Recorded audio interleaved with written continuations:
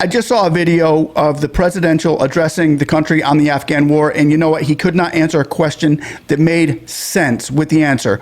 Do you remember Ben Carson? He used to, he ran against President Trump in 2016. He got beat there, but he was a very good candidate. He was very smart, and nobody would ever ask him to take a cognitive test because the man was a brain surgeon. He was a genius. I wish I had a wooden desk right now like Jason McElhone, because Jason, he gets to bang on that wooden desk when he's angry, and I wish I could do that, but I got this, but I have a glass desk too.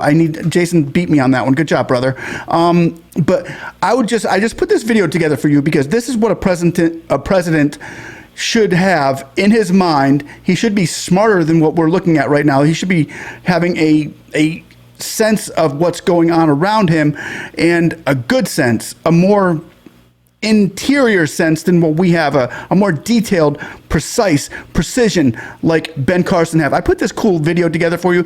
I hope you like it. I hope you like and subscribe. And what's it take just to answer a question? What's it take just to raise our hand?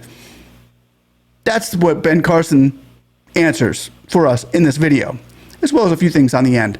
Guys, thanks for watching. Like and sub. Enjoy this video. How many people here remember your birthday? Okay, I think it's unanimous. What did your brain have to do for you to respond to that question? What did your brain have to do for you to respond to that question? Well, first of all, the sound waves had to leave my lips, travel through the air, enter your external auditory meatus, travel down to your tympanic membrane, set up a vibratory force,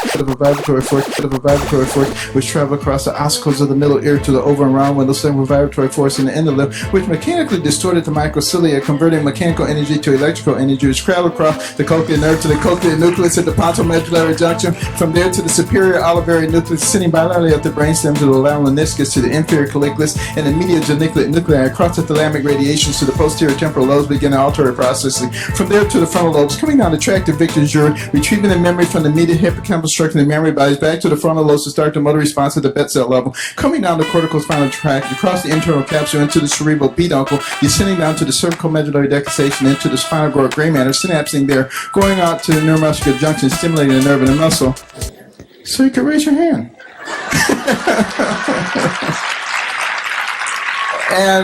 And that's the simplified version of what your brain had to do. See if you can get one of those rap singers to do that. But, you know, what did your brain have to do for you to respond to that question? That's a stupid way to say it. You know, Donald Trump was asked Sorry. Go ahead. No, probably best I don't.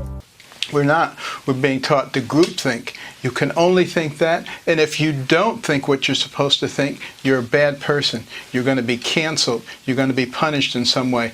You know, this is antithetical to the concept of liberty, the very thing that people came to this country for in the first place. And we're going to lose it if we don't fight for it every single day. I tell you what, I'm so darn proud. And those poor people who have lost, you know, anyway. I just told him I've got to come over and see the fake news. Let's go. What do you have? Well, I would just say to people, keep the faith. Today is National Prayer Day, by the way, even though it wasn't officially acknowledged by the White House. Pray. One nation under God. That was a fun video. And that was the best answer there at the end that anybody could have given you in this whole entire earth. Pray. Continue to pray for one another.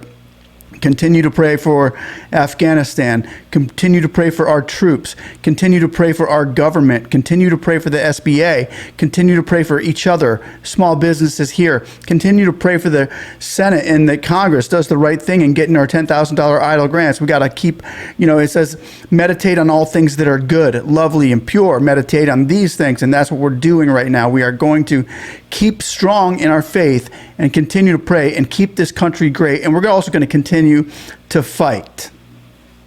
With that in mind, I also want to go over the SBA as far as the new staff. If you haven't heard, they've implemented a new staff of SBA agents that I'm going to go over a couple of them with you right now. Actually, let's just go over one since it seems to be a topic of the moment. It's this gentleman right here.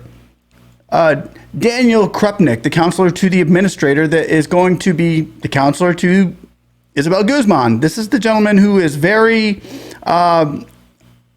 orthodox in fighting gun violence. That's exactly what we need in the SBA, right? That's what we were all hoping for, is somebody that, not that could go in and make things move a little faster and smoother, but somebody that was really in control of gun violence, especially seeing as how, you know, we are in this critical time and era with Afghanistan having so much gun control. But I guess they want to focus on the gun control for small businesses. I don't get it. Anyway, previously, Daniel served as Chief of Staff Assistant Treasurer for the Policy for Connecticut State Treasurer Sean T. Wooden, working in initiatives aimed at engaging more financial companies to respond to racial equity and divide, and creating a whole government response to the gun violence epidemic. So we've got somebody in now plugged into the top and center of the SBA to control gun violence. Well, that's what he's good at anyway. He's an alum of Giffords, Courage to Fight Gun Violence, and the SBA as Assistant Administrator for Congressional and Legislative Affairs. He attended the American University and is a New York native. Oh, he's from Schumer territory, which I have no... That's cool that he's from New York. But as far as the gun violence, being a gun violence advocate, do we need a gun violence advocate in the SBA? Because I thought that the new gun laws, to me, were looking more like this. The United States government gives them our weapons, but they want to take yours. The new gun control rules are: 1, wear a mask, as these gentlemen are doing, and 2, take away freedoms. So here we are seeing the Taliban coming forward and being just fine to have guns, have our weapons, giving them our military, and I can't own a .22? They don't want to give me a rifle? They're telling me I should use a shotgun? Oh, Corn Pop. Hey, Corn Pop, how you going to get a gun now? Well, if you go to Afghanistan, I guess they'll give you one. And I don't think any of these guys were registered gun owners either.